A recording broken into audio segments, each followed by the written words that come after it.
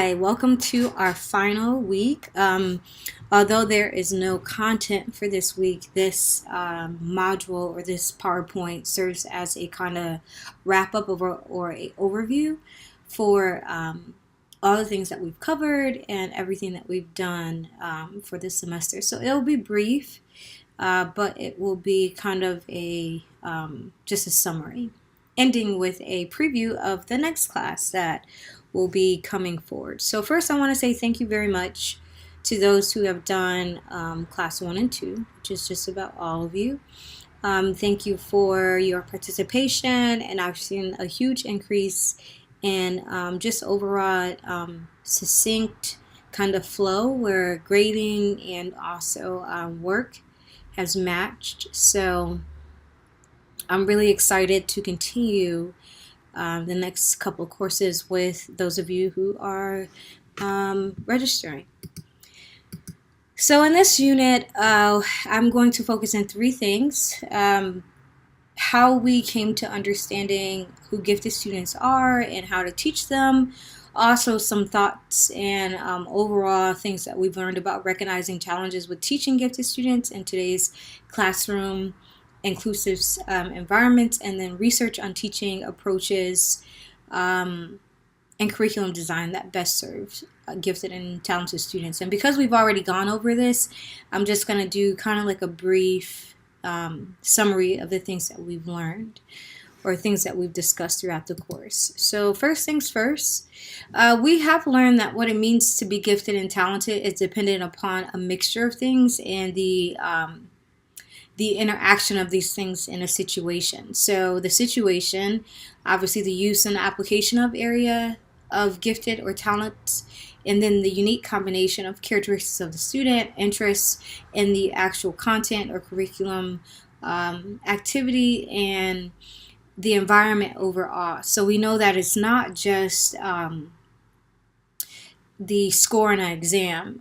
There are a lot of different characteristics and also measurements that reveal giftedness and also enable students to expand and expound on their giftedness. We also learn that gifted and talented characteristics include areas that are beyond academics, so they include sports, performing arts, and a variety of academic subject areas. And this kind of matters because sometimes, we get the notion that a kid is really smart in math, that means they're a really great writer, and it may be the total opposite. So keeping in mind that gifted and talented students are responsive to the combination of a situation and the characteristics that they have in addition to their interests makes us be more aware and also conscientious about how we design and perfect our curriculum. Next, when we discuss research on teaching approaches and curriculum design that best serve gifted and talented students, there was a plethora, and I'm pretty sure there's so much more I have not actually covered, but so far we covered these areas here, and I hope that at least one of them can be of service. I know one of the students in my other class, she discussed how they're teaming together, 2 teachers of her, to serve her students better through clustering groups. So there are a plethora of ways that you can actually combine the curriculums and the models that have been discussed throughout the course. It just depends on your environment. In regards to understanding who gifted students are and how to teach them, remember that teaching gifted and talented students means following GATE certification or AP magnet training to design rigorous curriculum. So it's not just about you being able to teach at a rigorous pace. It also is about intentionally designing content and also teaching approaches that are suited for GATE students. And that also requires that level of certification, and also training is put in place to make sure that you are able to deliver that level of instructional approaches and also curriculum design. It also means creating classroom cultures that enable gifted students the ability to develop age-appropriate social and leadership skills without the pressure of being designated as a helper or leader. So this one is super important because remember the research stressed that a lot of times when students are in inclusive settings, the instructor may feel that, well, I've given them more work, I've given them a leadership role, they tutor students in their class, and this is stretching, or this is enabling them to grow their giftedness or their talents, which is the opposite. It actually can deter them from developing age appropriate social skills that they will need in order to be well balanced as a student.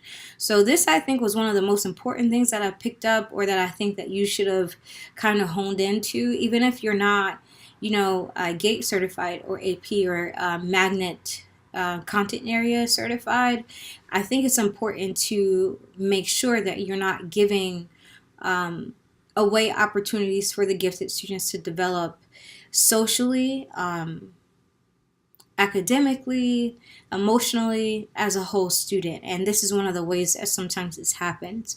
It also means creating content that is paced with tiered instruction and skill development, meaning quality versus overworking or extra assignments. So it doesn't mean giving them 60 more pages to read. It means maybe you change the book that they're reading, or you change the expected outcome of what you assign them to produce at the end of that reading. Remember that quality is the thing that you're aiming for here.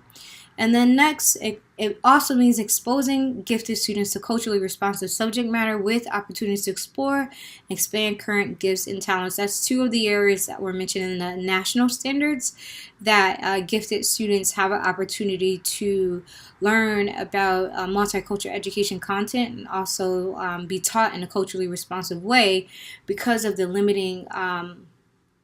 oftentimes limiting options that they have regarding culture and exposure to that. So within all their content areas, there should be exposure from a global level, national level, and the state level. And then the next thing that we've discussed, future ideas. So I'm not sure of all of your particular learning environments, but I will say there are 3 things that you might want to consider as you progress to the end of the school year, because we're in February now, so we're well into the second half of the school year. And I know that a lot of you, if you're like me, you're thinking about the summative assessment, the exams, and everything that goes with that. So for the future, maybe over the summer or even as a team, you can review your current education setting and give the talented student population to assess the needs and challenges with current classroom and curriculum practices.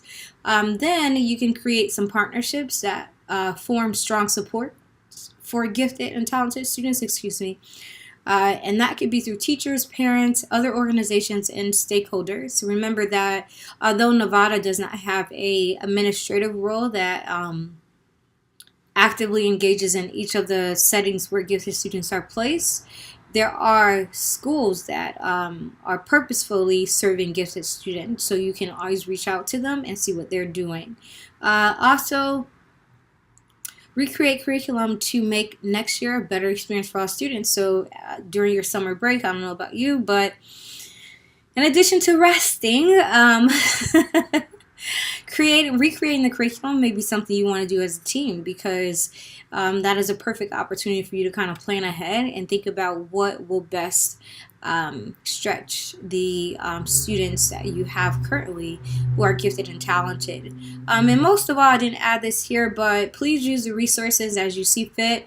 All of them were free access, so that means that you could have found them yourselves, but just put them in a location that you can easily get to. I would encourage you to download anything that you need in regards to the content, and also PowerPoints and resources and anything that you find useful. These are yours. You were part of the class. The only thing I would suggest is that if you use the PowerPoints, that you state where they came from.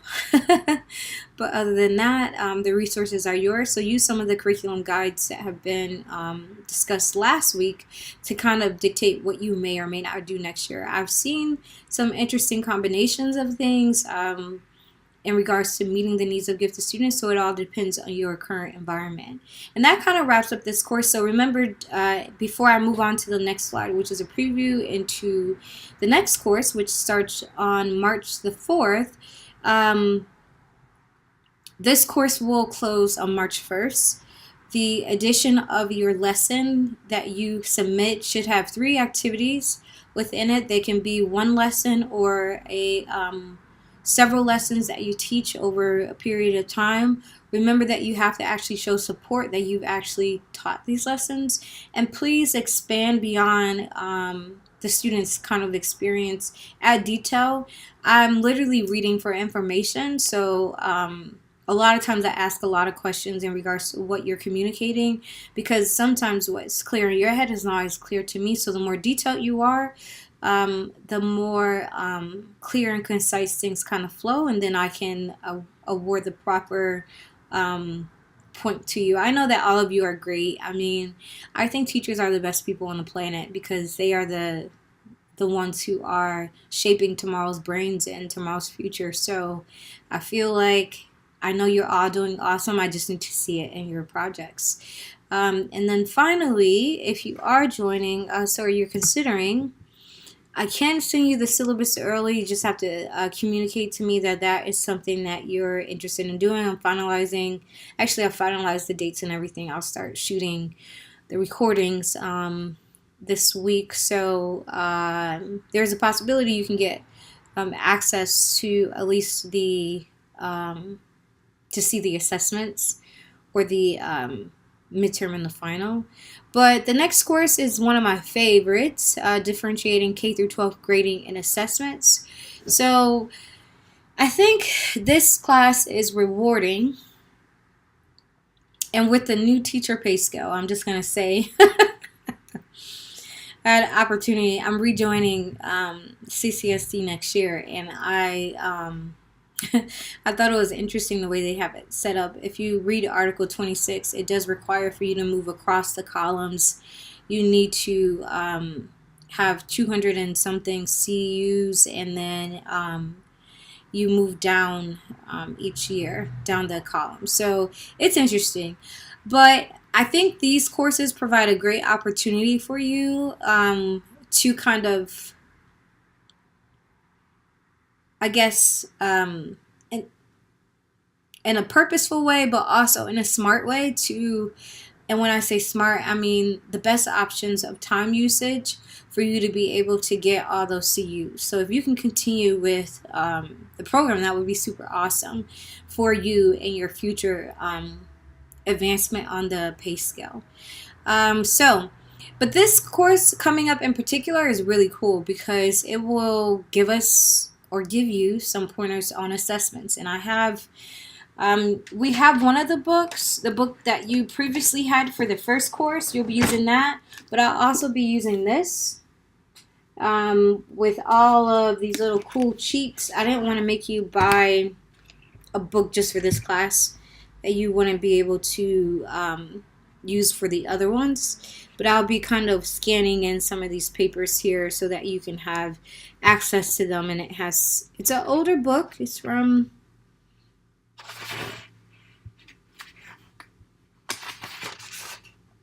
2003, but the stuff in here is great. So I'll be looking into this and then some other articles like before, and then the book for differentiated instruction. But the focus of this course is to provide teachers with practical methods of creating assessments that reflect the diverse population of students within complex classroom settings. I've always taught in a public education setting because I'm a big fan of public education. I graduated in 3 years from high school, and I had great teachers. I had some bad ones, but I had some great ones, and they knew how to make sure my skills were seen in a classroom.